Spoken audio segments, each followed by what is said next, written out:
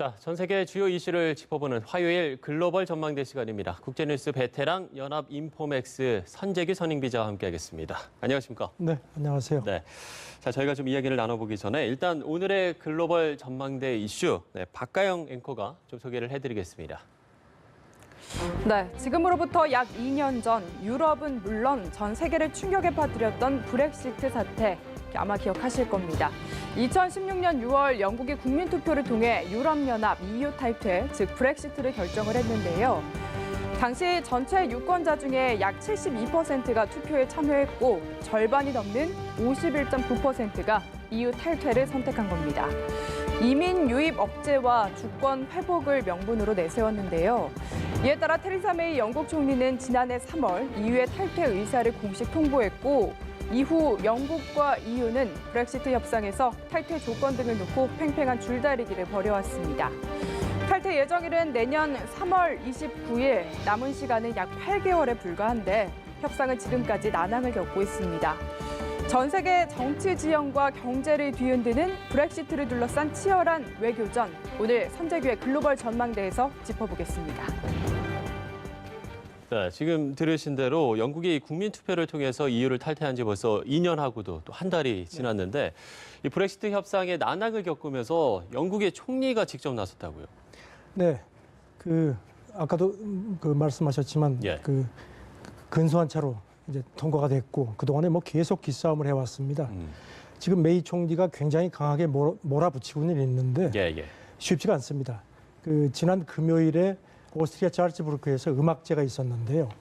지금 이제 유럽연합 하반기 올해 하반기 의장이 오스트리아 총리입니다. 그래서 이제 메이 총리를 초청을 했습니다.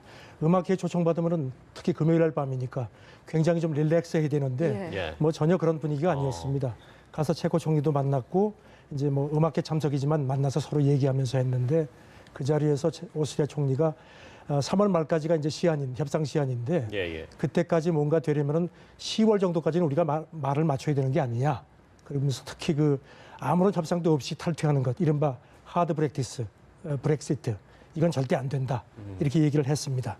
그래서 지금 영국이 바라는 거는 이번 9월 잘츠부르크에서 유럽연합 정상회담이 있는데 그때 뭔가 좀 돌파구를 마련했으면 하는 그런 걸로 보입니다. 네, 어쨌든 이제 본격적으로 이야기를 나눠볼 텐데 그 전에 사실 저는 궁금한 게 왜 영국이 EU를 나오려고 하는지 근본적으로 왜 나오려고 이 부분이 참 궁금하거든요. 네, 잠깐 과거를 짚어보면은 이제 유럽연합의 전신이 유럽 경제 공동체 EEC라는 거 이제 지금 분들은 잘 모를 겁니다. 그게 있었는데 영국이 이제 2차 대전 끝나고 나서도 혼자 꽤 버텼습니다. 아시다시피 전쟁 끝나고 나서 많이 어려웠죠.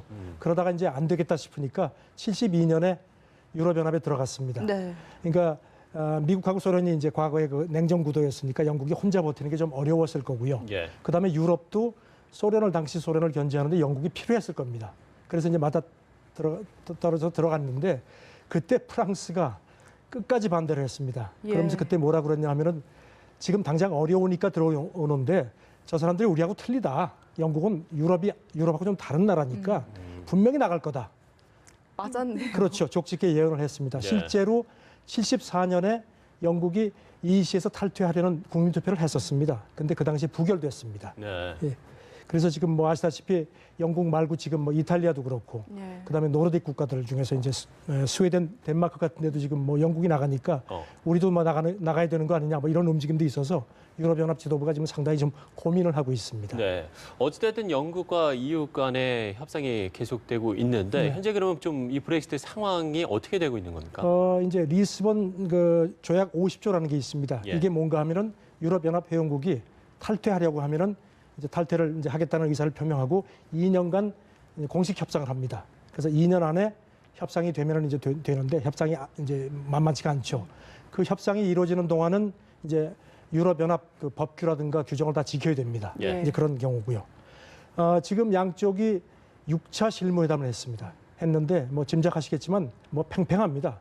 그래서 안 되겠다 싶으니까 유럽연합 정상회담이 한번 개입을 했고 그래서 이른바 2단계 협상 가이드라인이라는 걸 만들었습니다. 그러다가 또 안 되니까 지난 3월에는 미래 협상 가이드라인이라고 뭔가 좀 이렇게 자꾸 좀 주사를 놓는데 예. 뭐 약발이 그렇게 오래 가지는 않습니다. 네, 지금 설명해 주신 대로 공식 통보한 이후에 2년이니까 내년 3월 말이거든요. 그렇죠. 내년 3월 말이죠. 근데 이때까지 과연 협상이 잘 될까 궁금합니다. 글쎄 지금 뭐 상당히 좀 어렵지만요. 예. 근데 뭐 그렇다고 무조건 뭐 나 몰라를 할 수는 없는 상황입니다. 그래서 이제 영국 쪽에서 안 되겠다 싶었는지 이른바 전환 기간이라는 거를 예. 제시를 했고 유럽연합도 그걸 받아들였습니다. 그래서 이제 그 대신 이제 이건 협상이 타결되는 조건입니다. 그런 경우에 협상이 타결돼서 영국이 브렉시트를 그러니까 유럽연합에서 탈퇴를 해도 2021년 1월 1일까지는 유럽연합 규정을 지키는 그런 조건입니다. 예. 네. 지금 뭐 만약에 협상이 되지 않는 경우 이른바 네. 그 하드 브렉시트는 뭐 브렉시트는 상당히 심각한 상황입니다. 어. IMF가 분석을 했는데 그렇게 될 경우에는 그 유럽연합의 손실이 한 2천억 유로, 우리 돈으로 한 260조 원 정도. 260조 어마어마하네요. 원. 예. 네. 그러니까 영국 같은 경우도 뭐 좀 GDP 한 4% 정도가 충격을 받을 걸로 돼 있고, 그다음에 특히 영국하고 무역을 많이 하는 아일랜드, 네덜란드, 덴마크 같은 국가들은 아주 뭐 심각한 상황입니다. 이른바 아마겟돈 시나리오 같은 것도 얘기가 나오죠.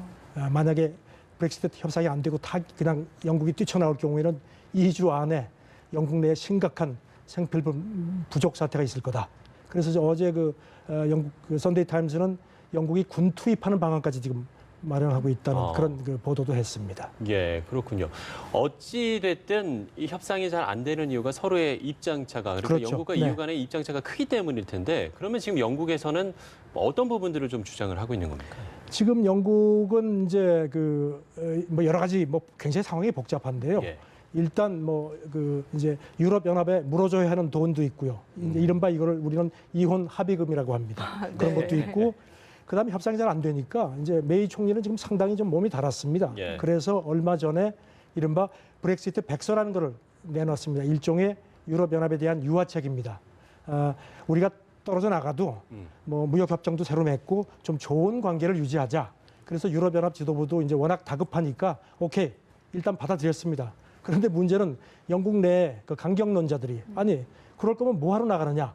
아까 말씀드린 그 전환기관 같은 경우도 너무 많이 양보했다. 그래서 이제 국민투표를 다시 하자. 정치인들이 이렇게 뭐 밀실해서 그러지 말고 영국 국민들한테 의사를 물어보자. 그래서 로이터가 조사를 했더니 한 절반가량이 국민투표 다시 하자는 얘기도 있어서 지금 메이 총리 정부가 상당히 좀 난처합니다. 다시 투표를 할 가능성도 있는 건가요? 근데 이제 메이 총리는 절대 그런 건 없다. 그리고 내가 직접 협상에 나서겠다. 그래가지고 이제 브렉시트 그 담당 장관도 있었는데 얼마 전에 사임을 했습니다. 왜 이렇게 뭐 너무 이렇게 유화적으로 나가느냐. 그러니까 이제 총리가 자기가 총대를 맸는데 일단 뭐 상당히 다급한 그런 상황으로 네. 보입니다. 그리고 지금 말씀하신 내용 중에 이혼 합의금이라는 표현이 참 재밌었는데 이혼 합의금 하면 양측에서 내야 될 것 같은데 이게 영국만 물어주는 건가요? 그러니까 지금 이게 뭐 아시다시피 이혼이라는 게 부부가 금슬이 좋을 때도 돈이 문제지만 예. 또 이혼할 경우에는 사실 굉장히 심각한 문제 제일 큰 아닙니까? 문제죠. 예. 마찬가지입니다. 지금 영국 같은 경우는 이제 왜냐하면 왜 이걸 줘야 하면은 영국이 지금 EU 이제 회원국으로서 그 동안에 뭐 여러 가지 장기 분담 계획이라든가 그다음에 유럽 연합 그 직원들 뭐 연금 같은 거 이런 것들에 영국이 부담해야 할 부분이 많이 있는 겁니다. 예. 그러니까 그거를 나 몰라라 할 수는 없으니까 이제 나오더라도 그 돈은 줘야 되는 겁니다. 그게 이제 영국 쪽에서 분석을 해보니까 한 390억 파운드, 우리 돈으로 한 57조 6천억 원 정도라는 건데 어마어마하네요. 사실 그것도 작은 돈이 아닌데 예. 영국 그 감사원이 또 우리가 이렇게 계산을 해보니까 한 59억 파운드 정도를 더 내야 될 것 같다. 예. 그래가지고 아니 이게 뭐 적이야 동지야 뭐 이런 식의 비판도 나왔는데 일단 또 이게 파운드화가 아니고 유로 환율로 내야 되는 겁니다. 그러니까 예. 복잡하죠. 환율 문제도 있고.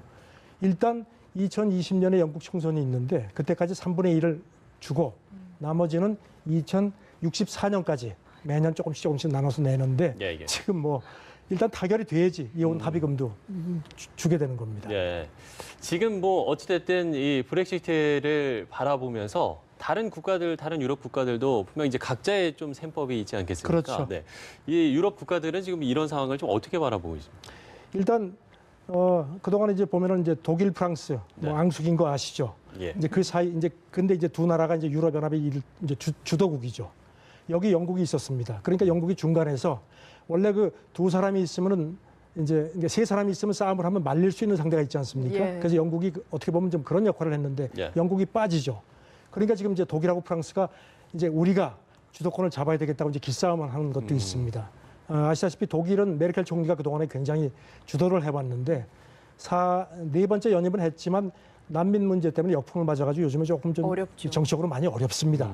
그러니까 이제 40대 마크롱 키 조그만 사람이 이제 치고 들어가서 내가 한번 해본다. 그래서 프랑스의 영광을 찾겠다. 이래가지고 좀 그 기싸움도 있고요. 이런 와중에 영국이 빠지니까 왜 우리가 영어를 그렇게 많이 써야 하느냐? 저 언어를 좀 주도하는 언어를 바꿔보자. 그래서 독일어하고 프랑스 기싸움도 지금 뭐 치열한 모양입니다. 네. 그런데 이런 상황에서도요, 중국 투자자들은 영국을 여전히 선호한다고 하던데 이건 왜 그런 겁니까? 그러니까 영국의 그 런던 집값이 엄청나게 비싸게 올랐는데요. 그게 사실 중국, 뭐 러시아 사람들도 많이 오지만 중국 예. 부자들 때문에 그렇다고 합니다. 지금 그 파이낸셜 타임스가 이제 그 어떤 그 부자들의 돈을 관리하는 회사하고 조사를 해봤더니 예. 작년에 영국의 이른바 황금 비자, 그러니까 많은 돈을 내는 투자자들을 이렇게 유치하는 그런 비자가 있는데요. 예. 33% 가장 많은 그 비자를 받은 사람들이 중국 사람이라는 겁니다. 중국 졸부들이 처음에 뭐 30억 원을 내고 3년간 이제 거주하고 그다음에 뭐 75억 원을 더 내고 한 150억 원을 우리 돈으로 더 내면은 영주권을 주는 건데요. 이게 이제 영국에서 불만도 많지만 뭐 돈이 아쉬우니까요. 미국도 이런 비슷한 비자가 있었습니다. 그런데 중국 졸부들이 하도 많이 오니까 2015년에 이걸 폐지를 했습니다. 일단 영국이 그래도 유럽에서는 가장 안전한 나라 아니냐. 그래서 예. 중국 사람들이 많이 투자도 하고 이쪽으로 이주를 하려고 하는 모양입니다. 예. 이번에 좀 다른 거를 좀 짚어볼게요. 유럽연합이 지금 개발 운영하고 있는 우주산업 프로젝트에서 네. 영국을 지금 배제하고 있는 것으로. 그러니까 이미 이제 비회원국이다 이렇게 좀 이야기를 그렇죠. 하는 건가요? 이제 어차피 빠질 거라고 생각을 하는 거죠. 네. GPS 아시죠? 요즘에 우리 보면 이제 그거 없이는 못 살지 않습니까? 그게 이제 그 미국이 이제 GPS를 전 세계 걸 주도를 하니까 이제 러시아, 뭐 중국, 유럽연합도 각자 자기들 거를 하려고 합니다. 이제 유럽연합이 지금 추구하는 거는 갈릴레오 프로젝트인데요. 원래 영국이 여기다가 위성을 많이 납품하기로 돼 있었습니다. 액수도 꽤 많습니다. 그런데 이제 유럽연합 쪽에서 아니 어차피 나갈 사람들인데 우리가 왜 그렇게 그 보안 문제도 있고 하니까 빼자. 하니까 영국이 지금 이제 발등에 불이 떨어졌습니다. 그래서 이것도 지금 큰 문제로 그러니까 유럽연합에서는 이것도 어떤 그 협상의 어떤 미끼로 쓰는 걸로 그렇게 보입니다. 네. 영국 입장에선 탈퇴 전까지 의무는 해야 되는데 또 권리는 빼앗기는 이런 기분이 들 것 그렇죠. 같기도 자기들이 하고요. 권리를 빼앗기기 싫은 거죠. 그리고 마지막으로 하나 더 여쭤볼게요. 영국에서 여권 색깔을 바꾸기로 결정을 했는데 이게 EU에 들어가기 전에 색깔로 바뀐다고요? 네. 지금은 이제 진홍색인데 유럽연합에 들어가기 전에 진청색이었다고 합니다. 그걸 이제 바꾸기로 했는데 그 납품을 이제 경쟁을 해가지고 업체를 뽑았는데 그게 하필이면 또 네덜란드, 덴마크, 프랑스 합작 회사가 이걸 따냈습니다. 왜냐하면 유럽연합 경쟁 그 공정법이 있기 때문에 어쩔 수 없이 줬는데 이것 때문에 이제 아니 뭐 우리가 나가는데 뭐 그 여권 만드는 걸 뭐 그쪽에다 뭐하러 주느냐 반발도 있는데요. 일단 내년 10월부터는 이제 새 여권을 받게 된다고 하는데 지금 그때까지 이 브렉시트 협상이 타결이 된다는 그런 대전제 조건이 먼저 해결이 돼야 되는 상황입니다. 예, 알겠습니다. 자, 글로벌 전망대 국제뉴스 전문 선재규 연합인포맥스 선임 기자와 이야기 나눠봤습니다. 오늘 말씀 고맙습니다. 네, 잘 감사합니다. 들었습니다. 네.